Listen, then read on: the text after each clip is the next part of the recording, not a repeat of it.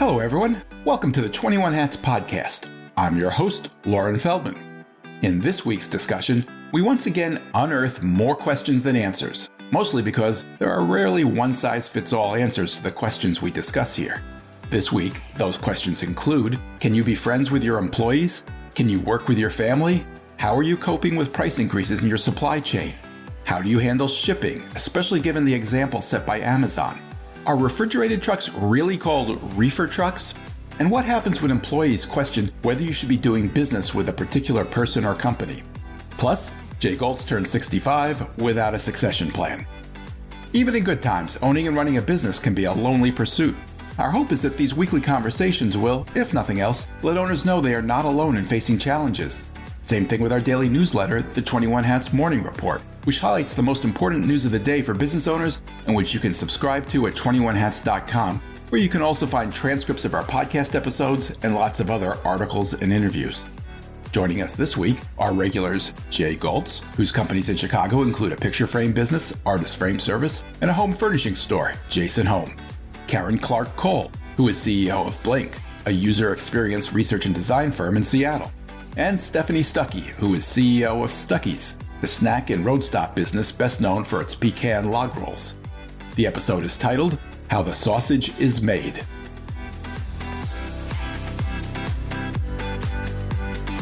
Welcome, Karen Clark Cole, Jay Goltz, and Stephanie Stuckey. Really appreciate you guys being here. Hope you're all doing well.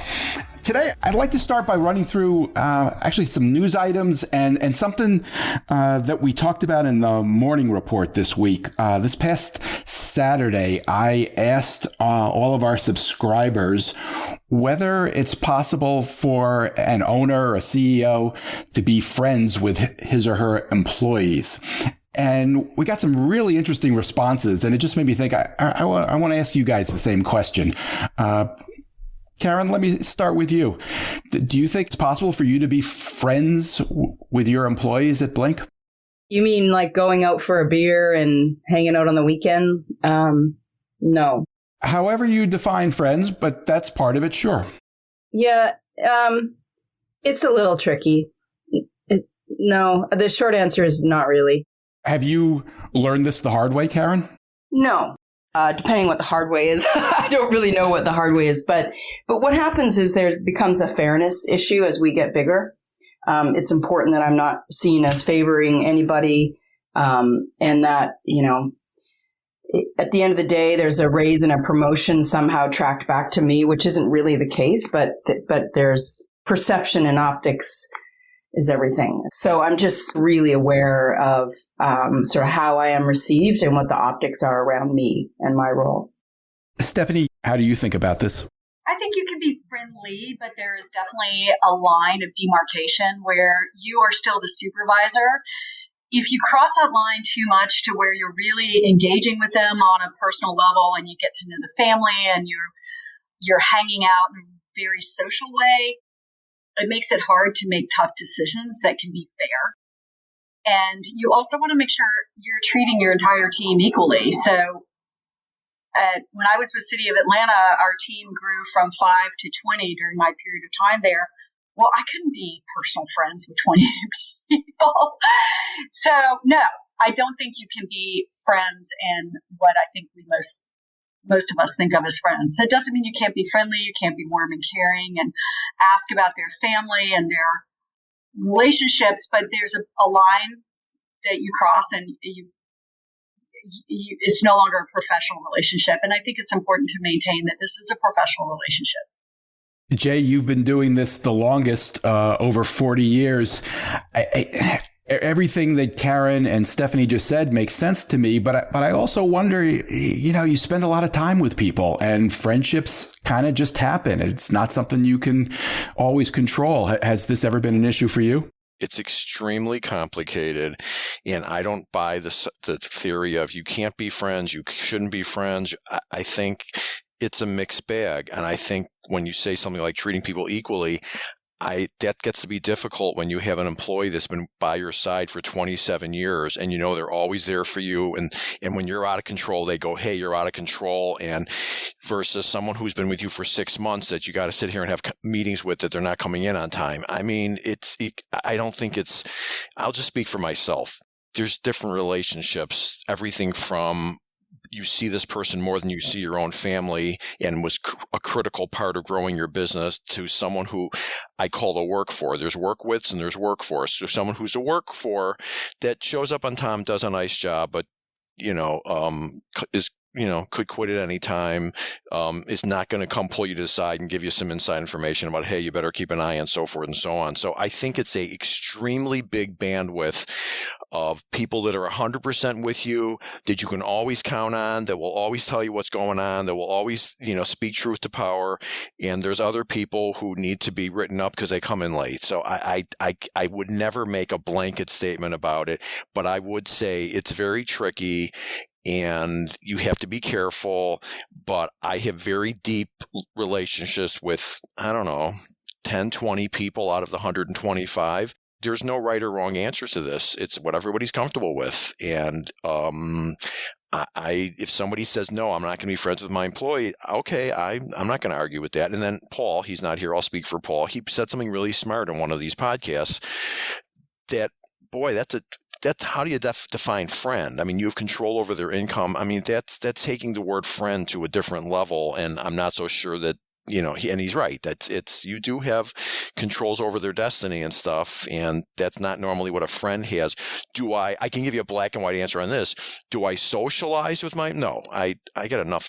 I get enough trouble with my own family. I'm not going to their birthday parties and, no, I'm not hanging out with them, but that doesn't mean I'm not extremely close to them. I think that's what we're talking about, Jay. I mean, for me, that's the difference. I have really close relationships with some of our longest term employees. Like I would, do anything for them. But, I don't, that's a good way to put it is I don't go to their birthday parties because Paul's right. Ultimately, certainly the people I'm closest with, they report to me. I control their salary. That's a really interesting way to put it. Yeah, it's very complicated, and everyone needs to find what they're comfortable with. But I have people who isn't this where you say it's lonely at the top? No, and I guess that's what I'm saying to you. It isn't lonely at the top for me because I have 6 people that I have very tight relationships with that. No, it's not. And I don't want, and I couldn't deal with that. And I didn't want to deal with that. So I do have 6 people that I'm very tight with that I can go in their office any day and have a conversation about anything and be comfortable with it. And I'm not lonely. And I like it this way. Could someone argue they don't like it that way? Sure. I definitely would not subscribe to the black and white. You can't be friends with your employees, or you should be friends. It's like I said, it's complicated. But and when you're growing, it's very different. When you get to my size, I'm not hands-on managing anymore, so it's a little different than when you got 10 employees. It's very different than when you got 10 employees. So have I had, Lauren, you asked the question, have you had problems? Absolutely. I mean, I got 50 of them I could tell you about. So I've absolutely had some bad situations with it. I'm very comfortable with where I'm at now. It's like being a parent. It's like being a parent. You can be their friend, but you got to be the parent first. I do want to add something. And like I said at the beginning, you can be friendly without being friends. So you can have a warm and trusting relationship. But I do think that there's a point. I agree. It's a subtle, complicated relationship sometimes. But you do need to establish you are in charge. And it all comes down to company structure and company culture. I've structured Stuckey's where I'm not lonely at the top because I have a colleague, I have a president, and we co-own the company. We run it together. And so I have someone I can trust completely to share with him everything about the company because we're in it together. So I don't feel that sense of being lonely, but I do think you have to be really careful not to cross that line. And I disagree that you can only get full and frank advice from people that you are close to. I really have tried to cultivate an atmosphere at Stuckey's in every place I've worked. I want everyone, even if they've only been with the company for 3 months and they see something that they don't think is working, that they should feel comfortable being totally honest with me. Because if you can't be willing to accept criticism and act on it, you're never going to move whatever organization that you're running. Yeah, I don't know what I said. Did you say you disagree? Because I'm certainly not saying you can only trust certain people. I'm saying you'd like in the perfect world think that everybody's going to come up to you and tell you, Yeah, but exactly. the biggest fallacy in the world, the biggest joke in the world, oh, I've got an open door policy. I just laugh at that now. I mean, that's just laughable that you think people are going to feel comfortable walking up to your office. So you got to go out there on the floor. You got to go and talk to people and then they'll tell you, but you got to ask. But I'll tell you what, you just described the relationship with your partner. I've proven this to myself. You don't have to have a partner to have that same relationship. My employees will absolutely, they act like partners. They tell me everything that they think. And they're not partners in the company, but they act like it because I treat them like that. And I've got, just to give you some perspective, I've got 6 people that have been with me more than 20 years. And I'll tell you, through this whole pandemic, it's been stressful, but I got to tell you, it's a beautiful thing. We're all together. When I asked this question in the Morning Report newsletter, we got a bunch of responses, and all but one of them came from men. We normally have quite a few women owners and CEOs who participate in that kind of conversation, but not in this one. And maybe that means nothing. Maybe it's just random. But I'm curious, Karen and Stephanie, is there anything different about this from a woman's perspective? Well, having only been a woman, it's hard for me to tell, but I think to me, what Jay's saying, what Stephanie's saying, I think we're all saying the same thing is Absolutely. you want to have friendships at work who are, people you trust. And that's the bottom line. And that, whether you go to their birthday party or not is sort of a different level. I have a guess here. Here's a guess as to why.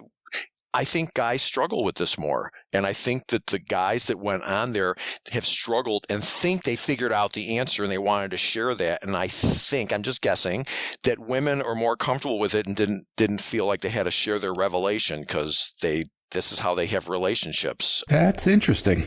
I like that theory. My older sister once told me, she said something about one of her friends, and she said, I don't have that problem with my friends. And she says, women have deeper relationships with other people than guys do. And that was food for thought. I think that's a good point. I think, you don't want to generalize by any means, and who knows why people didn't respond. Maybe we were all just too busy. I think often women are really good at multitasking because we often have family obligations that take up a lot of time as well. And I think we are really comfortable having close bonds with a variety of people in and out of work. So that may be part of it. That's a good point, Jay. I want to say real quickly, it is interesting in a family business, you get a whole other dynamic because it's your family members. Yeah, that's tricky. In many cases, you could say a whole different dysfunction. I always say a family business, when people hear that, it's supposed to be a warm and fuzzy. From my perspective, I get a knot in my stomach because I watched my mother and my aunt not talk to each other for 5 years. And I've been in business groups listening to this stuff. It ain't pretty. I mean, it's either wonderful or it's really bad. I haven't seen many that were like in between. Jay, do you consider your business a family business? When I was blogging with you at the New York Times, there was a few comments that really was helpful to me. He goes, Jay, you don't have a family business. This is your business. Your kids didn't grow up in it. It didn't work in it when they were growing up. And he's right. But you have 2 of them working there now. Well, they're here now. So it is becoming a family business, but I can't say that it has been up till now because they were out in the suburbs and I was in the city, and my kids have never framed a picture in their life. I got 3 sons. Not one of them has ever cut a frame on a saw. Not one of them has ever put a picture together. Not one of them has ever sold a piece of furniture. They have not been hands-on ever. So yeah, I would say that's my new thing. I've got 2 of them now here, and my new goal is I'm working on indoctrinating them into the whole inner thing of this. And it's going to be a very interesting experiment. Stephanie, I wanted to ask you too, though. Do you consider Stuckey's a family business today? Obviously, it once was. It was. And it's really interesting. When my grandfather had the family, when he founded Stuckey's, literally the entire family was employed. My grandmother worked in the business. My grandmother had 10 siblings. All of them worked in the business. Whoa. Yes. And then he had 2 kids. My dad worked in the business for some time before they sold it. And then my aunt's husband worked in the business. His dad worked in the business. So there were probably about 30 Stuckey's in the business. Now it is me and my nephew, and it works out really well because he owns and operates two Stuckey's. And he's an independent franchisee owner and operator. And so he kind of does his thing, and I'm at the corporate level. So how long did that last with all this family? Was this a 20-year social experiment? Was this 30 years? Was it 40 years? How long from beginning to end did this whole family dynamic hold together? From the mid-1940s till my grandfather sold in 1964. So about a 20-year run there. And then my grandfather sold the company, and it was completely out of family hands at that point. And why do you think, and with so many family members there, why did he sell the company? That's a whole episode in and of itself, but he was getting to the point where the company was expanding beyond his capacity to manage it. And he would either need to get outside investors or loans and additional support, and his health was failing. So he just decided it was easier to sell. He had, frankly, a really good offer. And what's the status of the family now? You have a cousin's party? They all happy and loving, and picnics and flowers and puppy dogs, or? Yeah, they're all actually delighted that I got the company, and I was the only one interested in buying the business. And had I not bought it, it would have fallen out of family hands. And they're just frankly relieved. And they've been very supportive, and they buy up all our merchandise because it's got the family name on it. That's the least they can do. They're my biggest supporters. It's worked out really great. I will say my dynamic with my father was not good when I initially took on Stuckey's. I bought 49% of the company from his former partners. And then 6 months later, I bought out my dad. And once I bought him out, it was 100% better.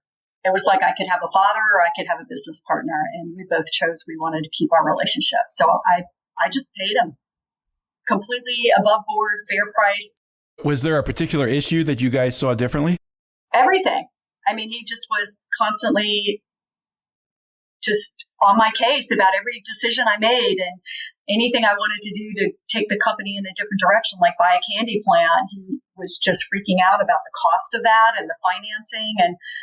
And I said, Dad, why are you doing this? Like, you retired and you live on the beach with your wife of 50 plus years. Why are you doing this? Just let me buy your shares out and I'll take the risk. And if the manufacturing effort is a huge failure, that's on me. It's my investment. Well, I can tell you as a father, the answer, he doesn't want to watch his daughter get in trouble. I mean, that's an easy one. So I can understand why he was, cared.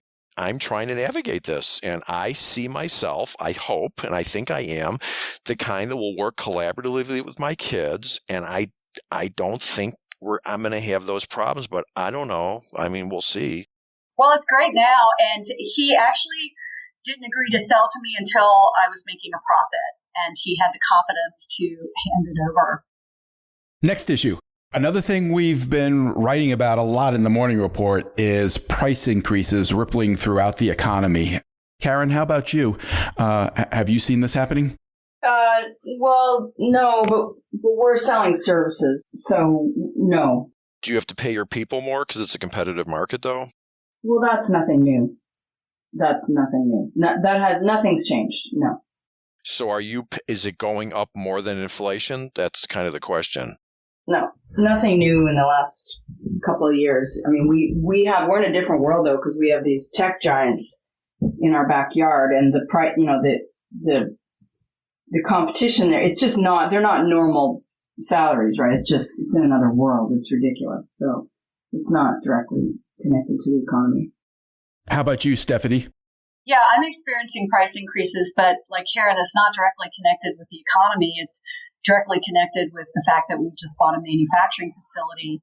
We are improving the quality of our product, which is a very deliberate decision that we made.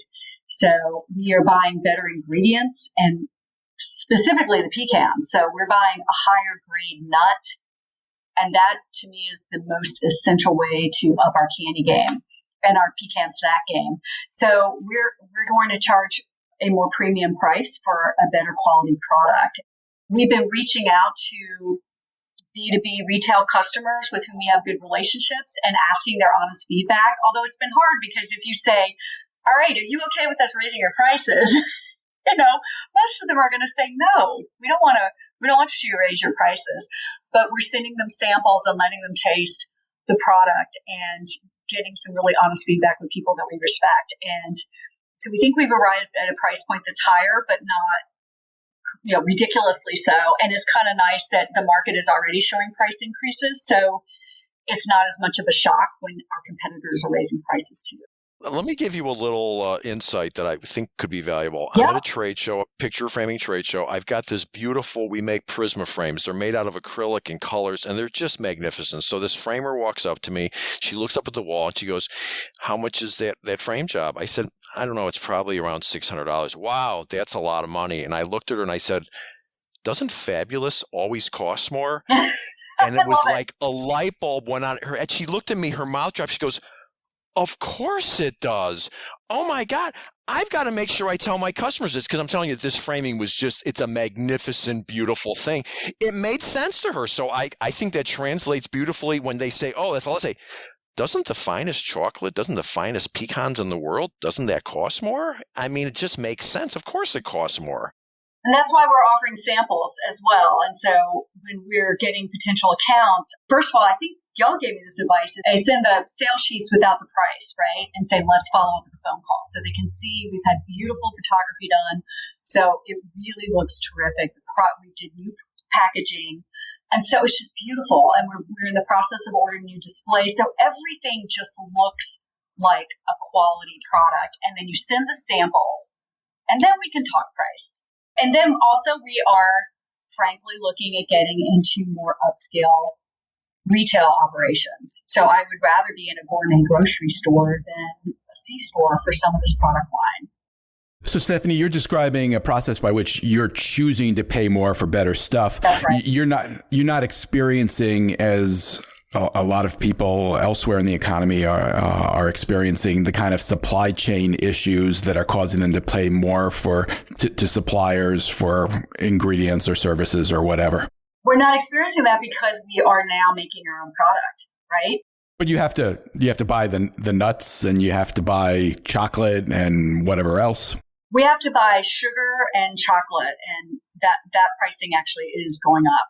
But the pecans, we are shelling ourselves, and then my business partner grows pecans, as does Stuckey's. So we actually are tree to table. And literally a lot of the supply chain we are controlling as we become more vertically integrated. We have our own distribution facility, and we do have retail outlets with the Stuckey's locations that we have a certain amount of control over as far as them providing our product for sale. I didn't realize you grew all your own nuts. We do and we don't. It gets a little complicated because it's separate ownership. It's owned by the same owners, but it's not a corporate umbrella. So we're actually selling pecans to ourselves. But we do have a good supply chain there. How about you, Jay? Are you seeing price issues in your chain? Absolutely. I'm getting it on all ends. The minimum wage is now up to $15. That's added to cost, and then it's kind of, I call it compression. It's not like I had to raise everybody, but there had to be a little raising in the middle people, because if someone's just starting making $15 an hour, how can you pay someone $16 an hour that's been there for 5 years? So I've got minimum wage issues. The real estate taxes keep going up. We've got supply chain problems of the containers and all of the government stuff is just, we import a lot of stuff and we're paying more for freight now, and the container costs have gone up. Most of what we're buying is just going up. I have a question for you, Jay, related to that we are grappling with. In fact, just before this podcast, I was on a call with our sales rep on this issue, which is the freight, which you referenced. We are grappling with right now. We offer the shipping cost on top of the cost of the product. And we've gotten some complaints from some of our retail outlets who've said, well, some of our other candy suppliers, they don't charge us for shipping. And I think absolutely they do. They just bake it into the cost. So if you want us to give you a delivered price, we'll give it to you. It's going to be a higher price, but we'll include the shipping. So how do you deal? And shipping costs have gone up. So we're feeling the pain intensely of increased shipping right now. Yeah, the party's over with UPS and FedEx and all. They've all figured it out that they needed to raise their prices. The days of the $3, it's gone up dramatically. And FedEx doesn't even service our area reliably, not every day. So we don't have competition in our rural community. We're not paying the same price as Amazon's paying for shipping. That's the reality. So I almost feel like we're subsidizing their shipping rates, perhaps. I don't know what they're paying, but I'm sure it's not what we're paying. They do a lot of their own shipping now. Right. There's trucks all over. And in Chicago, it's unbelievable. There's just trucks all over the place. So the shipping thing's a problem. In your case, I think you'd have to find out, is that a standard thing that people are doing free freight? It's kind of not quote unquote right, because if they buy one box, it's going to cost you a lot more freight than if they buy 6 boxes in one package, and the freight's a lot less. So it's as you said, you'd have to build it in. And on the other hand, maybe that's what they need for their own accounting. They can't start factoring in freight. But we found, I'm signing checks now, which I haven't done in years. Every Friday I'm writing 90 checks, and I'm looking at the invoices, and the freight's all over the place. But like for my furniture store, it's pretty much running 10%, which sounds like a lot to me. That's consistent with ours. It's about 10%. And it's also a volume game, like you said. If we can we pay a flat rate for a truck. So we have to just fill it up. And at that point, we can offer some pretty good price structures to our customer base if they're along the route. So I keep telling my sales reps, okay, it really doesn't behoove us for you to get us a bunch of clients in Colorado because of the shipping. In fact, the sales rep today is like, I got this client in Colorado. I'm like, great. Does he know about the shipping? I've got that problem with, we sell to frame shops all around the country, and it's a problem. Shipping to California costs a lot more than shipping to, Michigan, and, it's self-selecting. Some of the customers won't pay it, and I don't have as many customers there. But what are you doing about the fact in August the trucks are so hot? What are you doing about the chocolate melting? Do you not ship certain months of the year? Do you have to ship refrigerated? How do you deal with that? They call them reefer trucks, which cracks me up. Yes, we pay for reefer trucks. And actually, we're in the South. We started paying for reefer trucks at the end of February. It was getting warm enough in the warehouse where we were concerned that once we loaded them from the warehouse to the trucks, that they would start melting, especially because we deliver to stores in Florida. And so our Florida shipments, starting at like the last week in February, we had to start shipping reefer. And here's the other. This was a strategic decision we made. This is a dirty secret in the candy business. Sometimes that chocolate bar is not chocolate. It's what they call a compound. And it's got a bunch of artificial crap in it that enables it not to melt as easily. So we had to make a decision. Are we going to use a compound that's less likely to melt, and we don't have to use reefer trucks as much, or do we go with real chocolate? And we went with real chocolate. And it is costing more, not only for the product itself, but for the shipping. But you can taste the difference. You are really showing how the sausage is made. I'm not so sure I wanted to know. Right. Wow. And we're doing away with high fructose corn syrup, too. That's going to cost more. There's a reason why there's high fructose corn syrup in so much of our food product. It is cheap.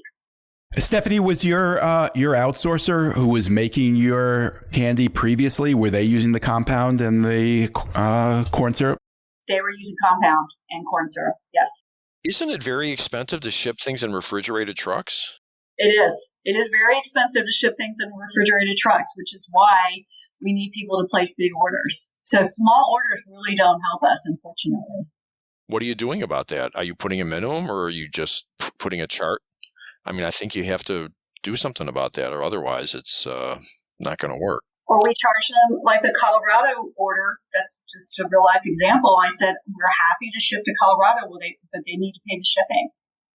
And he said they want to pay the shipping. They want to be able to offer Stuckey's in Colorado. And right now we don't have a single location in Colorado that's selling our product. So here's one thought. It might be worth it to you to subsidize the shipping, to charge for shipping, but build into your pricing structure some amount, because the shipping might just be a real turnoff if they see it turns into 20%. It might be worth building into your cost structure to eat some of it, because it might, shipping 2 boxes or whatever in a refrigerated truck, it's probably not pretty.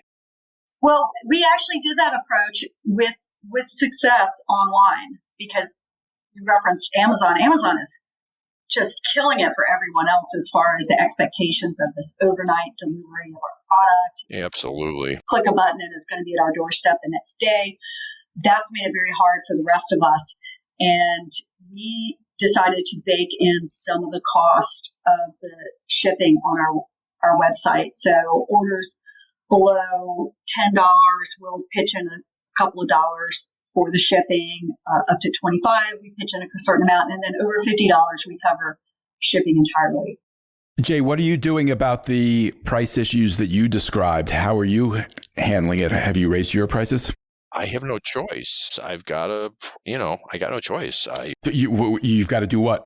I have to build it into the price. I mean, I can't eat it. It's not like I have a 20% bottom line and, I'll just settle for 15. I mean, the prices went up. I have to raise prices along with everyone else in the industry. So as much as everybody complains about, picture framing so expensive, well, it just got a little more expensive, but it's still a bargain because picture framing is one of the few things you do that you're going to have the rest of your life. It's going to hang on your wall. It's not going to be at the Salvation Army in 3 years. It's not going to wear out. I'm guessing you've used that line before, Jay. Well, here's my new line, which is true. The question isn't why is picture framing expensive? The question is why do so many people do it? Because it's marvelous. Because you hang it on your wall and it changes your life. That's why. There you go. Well said. We're running short of time. I want to hit a couple of things. One, Karen, I understand you've had an interesting issue recently with employees who objected to some of the clients you were doing business with. How did you deal with that? Well, it's a long process, but it's long story short is we've created an ethics review board, which we informally had before of the people on that making the decisions of whether we will or won't do a project, and it's project based. We're singling it to a project rather than the whole company because some of our clients are very big and they have all kinds of different business lines. Some would be a good fit for us, some wouldn't. And so if we look at it just in the context of the work that we are being asked to do, then we can make a better decision. And so we're calling it adjacency in that we're not throwing the whole baby away with the bathwater because and it's not a slippery slope. It's just a specific decision, and we'll do that every time if necessary. Tell us about the review board. How many? Who's on it? How many people? There's 7 of us. So it's essentially the executive team plus our 2 delivery heads. And do you take a vote? I mean, if there is an issue about doing business with somebody and some people objected, would you put it up to a vote, and would the review board's decision stand? Yes, but we don't, hopefully we don't need to vote. The goal is that we can get to a unanimous decision. And there's a lot of, any cases that we're reviewing, there's a lot of pros and cons. I mean, you can see it both ways, which is, hopefully most things don't even have to get to us. But occasionally there's a project that you can really see both sides. And that's when we get in and we just, just like the Supreme Court, we weigh the pros and cons. I'm surprised that you haven't found that to be a slippery slope, because that's exactly the phrase I would have thought of, because I mean, I don't envy you. I mean, that to me, that's a very difficult, and even though that hasn't been a problem for 20 years, I think we're living in a new world now that I could see where people who are more socially aware would say, wait a second, I don't want to do anything for that company. They're doing some really bad stuff with blankety blank. You're right. And that's what's happening. Yeah. So we created a policy and made it very clear what's in or out of the policy. And then anything where you could see both sides where there is a gray area, that's when the board meets. So it's really only in the extreme cases that we're actually meeting and coming up with a decision. Can we get another witness on the stand? I'd like to ask Stephanie, in Georgia, with all the turmoil there with the voting rights, have you seen some problems coming with some companies who are taking a stand that people are really upset about? Are you in the middle of that at all? No, I really am not. It's interesting because I'm a former Democratic state legislator. I spent 14 years as a state rep, so I know most of the players involved with this debate. I served in the legislature with now Governor Brian Kemp and am friends with Stacey Abrams. In fact, my legislative district, when I when I was redistricted, she actually got most of my old district, and I knocked on doors the first time she ever ran and endorsed her. And so I've had friends on all sides of this debate, and I thought for sure I would be, brought into the midst of it, and I really haven't. It seems like most of the focus has been on the larger corporations. Now, personally, I've come out against it. I have posted on my personal Twitter page feed that I'm opposed to Senate Bill 202. But no, the company itself, we're not really political and haven't gotten into that. So what if some grocery store chain, the CEO comes out and is fully supportive of the restricting voting rights or whatever, and your employees go, wait a second, I don't want our product to be there. This guy's, do you see that as a possibility, as a problem? It hasn't really filtered down to our level. No, most of the controversy has been on the Deltas and the Coca-Colas and those larger corporations. So it's not to say I don't care about this. Clearly, I devoted 14 years of my life to being involved in politics. And before that, I was a League of Women Voters president. So I think anything that restricts voting, and I think this bill does, I've read through it, hurts our democracy. So I'm opposed to it. So it could become a problem. Potentially, yeah. And at that point, I think I'd have to, I would need to make a decision with my business partner and do what we think is going to be best for our company and our employees and reflect our values. Very tricky. It's tricky. It's hard for corporations because, as we all know, at any level, whether you're a small business or a big business, you're about getting customers and being profitable. But at the same time, I think more and more, not only are consumers expecting this, but employees and just the general public wants to see corporations that are good citizens and are engaged in the community and are standing up for what they think are the values that they care about. So corporations, whether they want to or not, are being put in a position where they need to make a decision. Right now, the focus is on the large multi-billion-dollar corporations, but I wouldn't be surprised if it starts filtering down at a smaller level. And then we need to decide how we're going to react to that. Jay, have you had any situation along these lines? Here, I just had one small. Somebody brings in some photographs from a well-known photographer who had a show in France, and it was kids, except they were small kids, and they were naked. They weren't wearing clothes, and there was no pornography. But this was upsetting to some of my employees that said, "Wait a second, that's kind of getting close to pornography," and that's a tricky, and there was a big controversy even in France over it. Somebody was suing somebody. I mean, they were in a gallery. It's not like this guy, got the local kid in the neighborhood to pose naked. But on the other hand, what's the difference? We concluded if my employees are uncomfortable framing something, I'm certainly not going to force that on them. But we had to go around and around on it, and So did you decline the work? Did you say you won't do it then? I believe the solution was we had one employee who couldn't care less, and he put them together, and That's similar to ours, and that would give employees the option to not work on any project that they're uncomfortable with, and then it gets elevated if they think, no, the whole company shouldn't be connected with this thing. Okay, we're just about out of time. I can't let this episode end without acknowledging that Jay Goltz, you had a big birthday yesterday. Did I? Yes, you did. I forget. Happy birthday. Well, that's what happens when we get older. Yeah, Happy birthday, Jay. 65. If you add the years that you celebrate less sometimes. Yeah, quite shocking, quite thought-provoking. Jay, you can retire now. You're 65. That's awesome. Well, that's the point. And then if you thought I was, because I don't think a day goes by that I don't get some Medicare mailing from some insurance company. That's what you have to look forward to. It has made me double down on I really need to work with my kids and help them understand this place and work with all the other employees. And while I plan on being around a long time, who knows? So I'm working on it. Are you still thinking about an ESOP? It certainly is an option, but it's not a succession plan. There's a fallacy in that. Having an ESOP does not mean, oh, I took care of my succession plan. I mean, somebody still needs to run the company. So they're really two different things. So it's certainly something that I'm thinking about, that I'm going to pursue some more, but it solves the problem of getting cash out of the business perhaps, but it certainly doesn't solve the succession plan of you hand the keys over to the employees. Here it is, all yours, go for it. It's not even close to that simple.